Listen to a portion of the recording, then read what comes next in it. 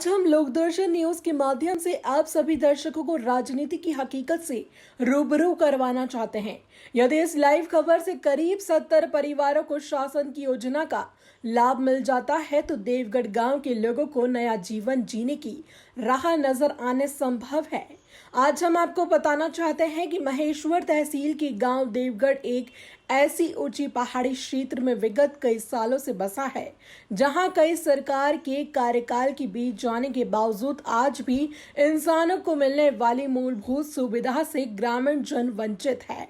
जहां रहने को कच्चे मकान तो है, लेकिन पहाड़ी पर जाने के लिए रास्ता बनाकर पथरीले रास्तों से गुजरना गांव वालों की मजबूरी है। जहां पानी की जरूरत बर्तन में देकर पूरी करनी पड़ रही है, क्योंकि पीने के पानी गहरे कुएं से गांव वाले एकत्रित होकर खींचते हैं और दो दो डब्बे पानी हर व्यक्ति लाता है। लेकिन गांव वालों पर दुख का पहाड़ उस समय टूटता है जब किसी घर की बहन बेटी की डिलीवरी का समय आता है। उस स्थिति में गर्भवती महिलाओं को पक्के रोड के अभाव में पथरीली रास्तों से बैलगाड़ी या पैदल ले जाना पड़ता है। इन परिस्थितियों में कई माँ बच्चे को जन्म देने के बाद या डिलीवरी के पहले ही मौत के मुंह में समा जाती है। इस बात को साबित करने के लिए गांव वालों का कहना है कि यदि शासन प्रशासन हमसे मरने वालों के सबूत मांगते हैं तो हम अंतिम संस्कार करने वाले स्थान पर गड्ढा खोदकर मृतक के अवशेष दिखाने को तैयार है। लेकिन इन ग्रामीणों से वोट मांगने वाले दोनों दल के नेता अब तक इस गांव में सुविधा देने के नाम पर खरे नहीं उतरे, जिसका खामियाजा गांव के रहवासी विगत कई वर्षों से भुगत रहे हैं। देवगढ़ के रहवासियों का कहना है कि साहब, हमारा घर पहाड़ी पर होने के साथ ही कोई सुविधा नहीं होने से लड़की वाले अपनी बेटियों का रिश्ता हमारे घर करने से संकोच करते हैं, क्योंकि हमारे घर तक आने का ना तो रास्ता है न ही सड़कें हैं। वाहनों को ऊपर आने में कई परेशानियों का सामना करना पड़ता है। हालांकि देवगढ़ गांव वालों से एक बार गांव में जाकर रूबरू मिलने से ऐसा महसूस होता है जैसे कि देश को मिली आजादी के बाद आज भी कई पहाड़ी क्षेत्र के रहवासी गुलामी की जिंदगी बसर कर रहे हैं। जब गांव की समस्या सुनने के बाद एक गांव के रहने वाले बुजुर्ग ने राजनीति से जुड़ा किस्सा सुनाया तो राजनेताओं के वादों से भी विश्वास टूटता नजर आया। जबकि राजनीति में जीत और हार हासिल होने पर दिग्गज विधायकों की बोली किस तरह करवट लेती है, यह उस बुजुर्ग व्यक्ति की जानकारी से मालूम हुआ। जब लोकदर्शन न्यूज के प्रतिनिधि ने विधायक द्वारा गांव में मूलभूत सुविधा नहीं उपलब्ध करवाने का सवाल किया तो बुजुर्ग ने कहा कि एक बार महेश्वर की कांग्रेस विधायक डॉक्टर विजय लक्ष्मी साधु मैडम पास के गांव कहरी में आई थी।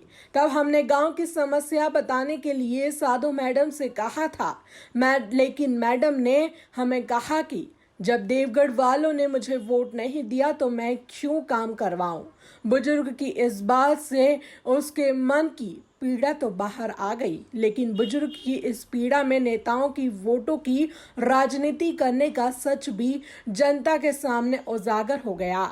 अब हम आप करते हैं ग्राम देवगढ़ में प्रधानमंत्री आवास के तहत बनने वाले मकानों की, जहां बीम कॉलम वाला अधूरा निर्माण देखकर पूर्ण नहीं होने के सवाल पर ग्राम के एक युवा ने प्रतिनिधि से कहा कि पहाड़ी की ऊंचाई अधिक होने से जितनी कुटीर की राशि प्रधानमंत्री आवास योजना के तहत मिल रही है, उससे ज्यादा निर्माण मटेरियल लाने में भाड़ा लग जाता है, इसलिए मकान का निर्माण कार्य पूर्ण नहीं हो पा रहा है।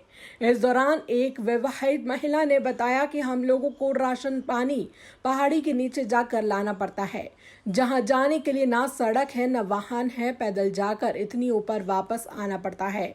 जबकि गांव देवगढ़ में सड़कें एवं वाहन सहित कई मूलभूत सुविधा नहीं होने से हमारे गांव के लड़कों को अन्य बाहरी लोगों द्वारा लड़की भी नहीं दी जाती है।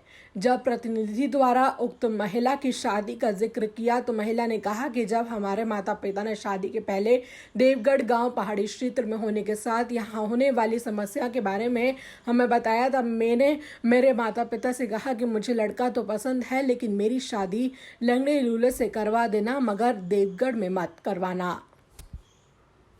अभी जांच की जा रही है कि ये पहले कहाँ से लाता था और किन किन लोगों को इसने हथियार सप्लाई किए हैं, कहाँ इसने किन किन शहरों में सप्लाई किए हैं, इस चीज़ की पड़ताल की जा रही है। सर पूर्व में इसको कब लागू इसका ये काफ़ी दिनों से इस व्यवसाय में काम कर रहा था, पहले भी पकड़ा गया है। इसके पूरे आपराधिक रिकॉर्ड अभी निकाले जा रहे हैं सभी थानों से कि पहले कहाँ ये बंद हुआ है, लेकिन इस बार ये काफ़ी दिनों से हमारे रडार पर था। सूचनाएं मिल रही थी कि इस तरह से सप्लाई कर रहा है, लेकिन हथियारों के साथ ही अभी गिरफ्तार हुआ है। सर बनाने का काम भी पहले ये अन्य जगहों से, खरगोन से और यहाँ से लाकर यहाँ सप्लाई करता था, देवास और इंदौर के कई सप्लायर्स को।